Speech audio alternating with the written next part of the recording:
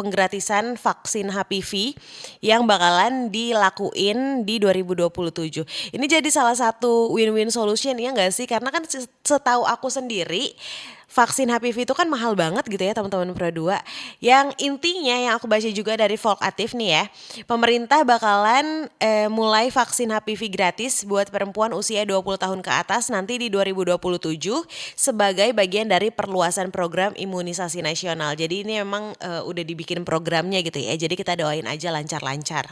Dan saat ini vaksinasi difokusin buat anak perempuan dan juga laki-laki kelas 5 sampai kelas 6 SD dan perempuan usia 15 tahun karena katanya daya tahan tubuhnya lebih optimal buat ngehasilin antibodi sebelum terpapar HPV sendiri.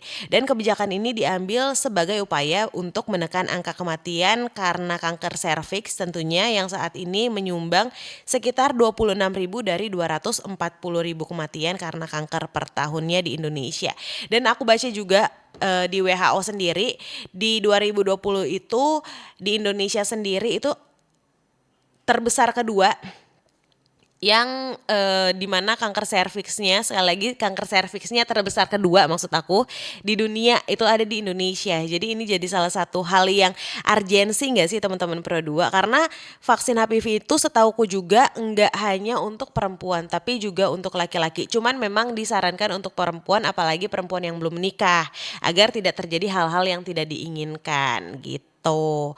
Dan yang bisa kalian baca-baca juga, bisa kalian cari tahu juga, harganya tuh nggak yang murah, itu cukup pricey buat kantong kita ya.